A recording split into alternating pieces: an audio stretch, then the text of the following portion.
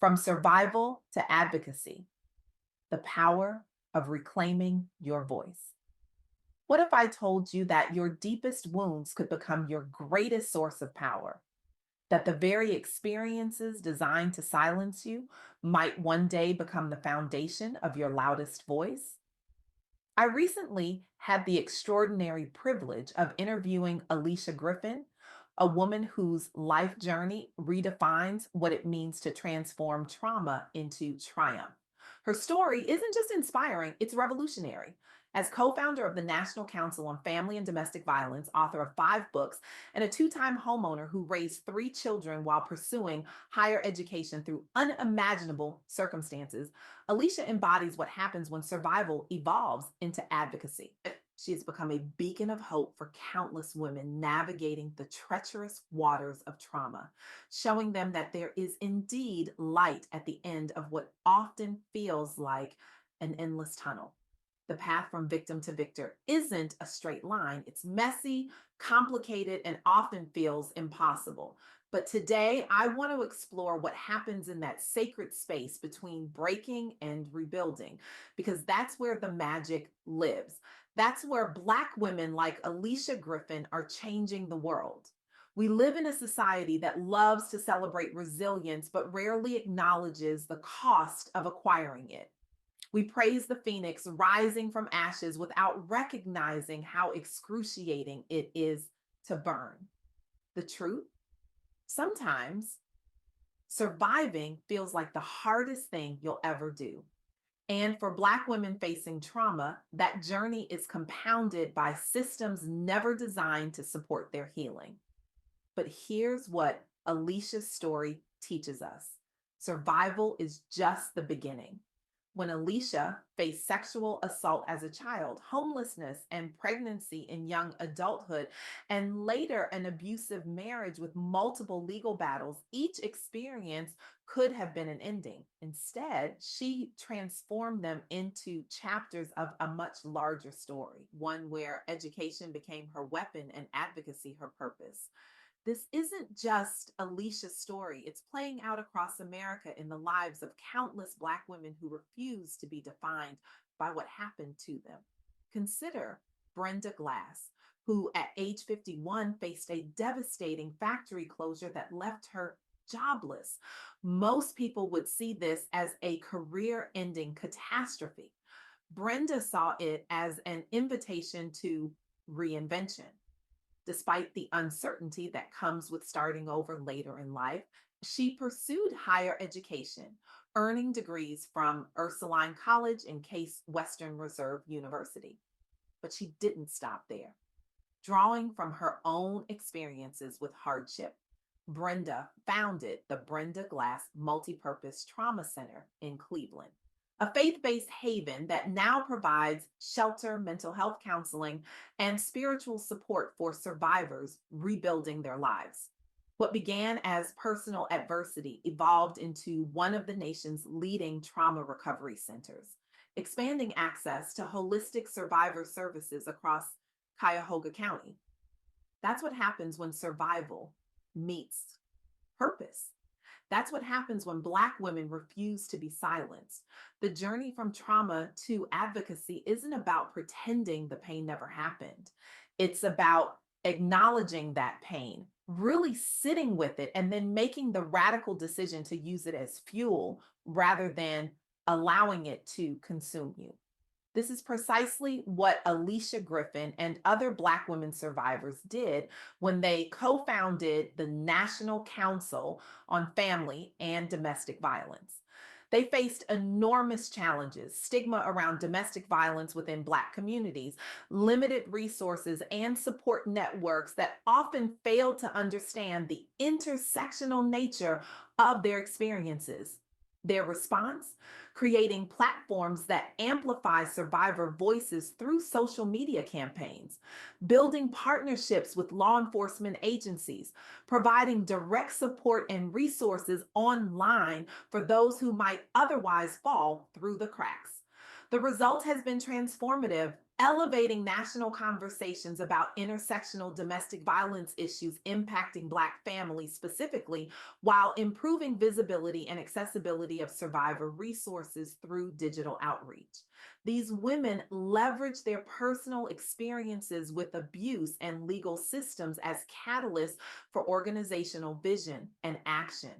They built an influential grassroots network supporting thousands annually through advocacy content, events, and case management services. They helped shift public policy discussions toward culturally competent victim support frameworks, all because they refused to let their stories end with survival. Let's be honest, this work isn't easy. The systems designed to protect victims often re traumatize them instead.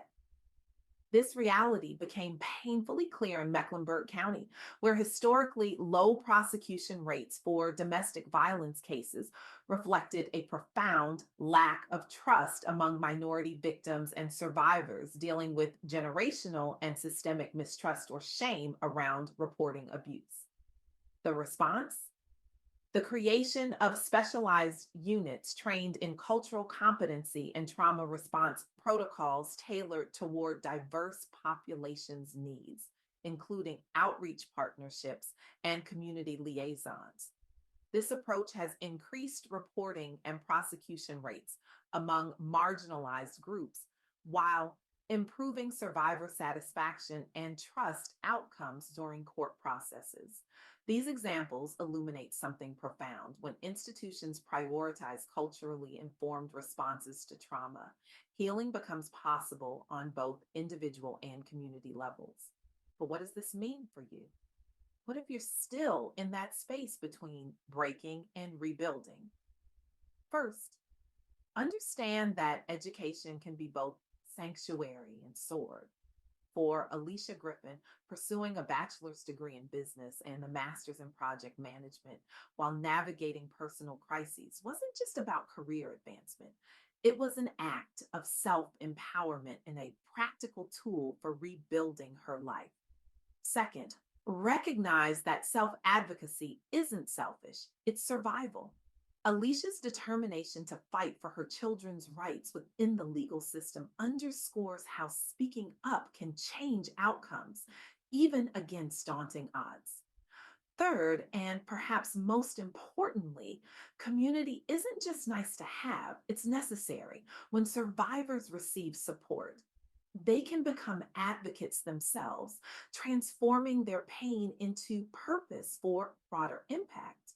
As Maya Angelou once said, I can be changed by what happens to me, but I refuse to be reduced by it.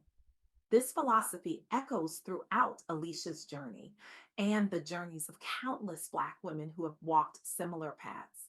The poet Audre Lorde reminds us that your silence will not protect you.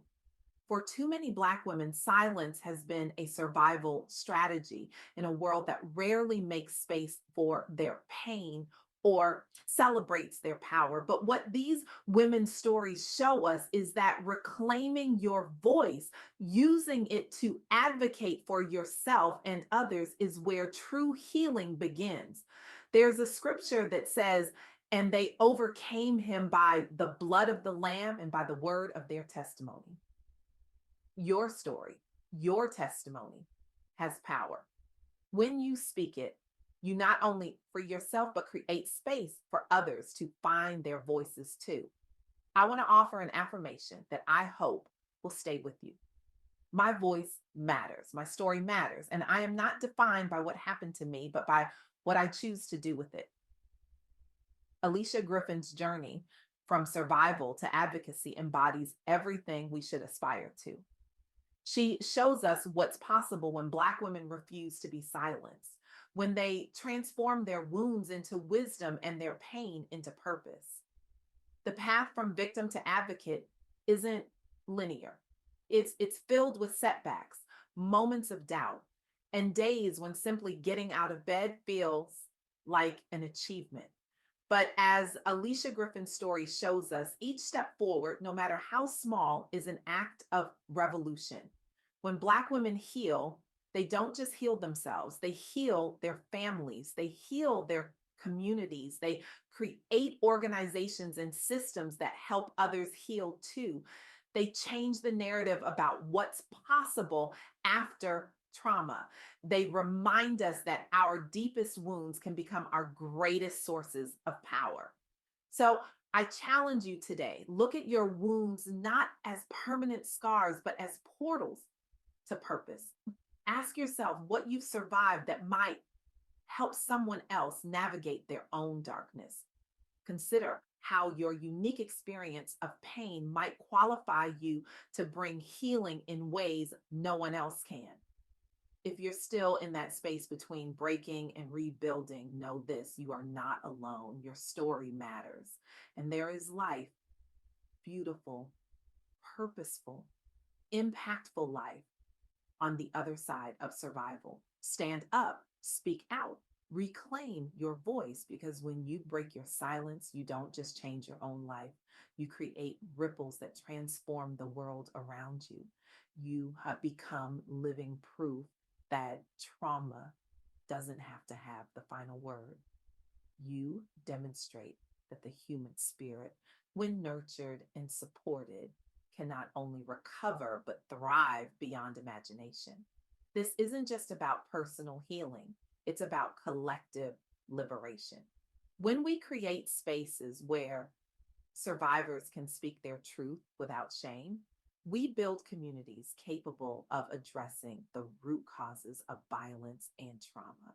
We dismantle systems of oppression one testimony at a time.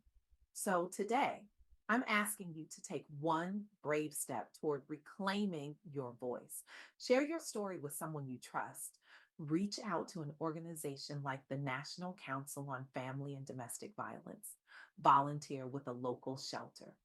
Donate to causes supporting survivors. Or simply listen, really listen when someone trusts you enough to share their truth. Because in a world that tries to silence the wounded, speaking up is more than self care, it's an act of revolution. And revolutions, my friends, begin with a single voice that refuses to be silenced. Thank you.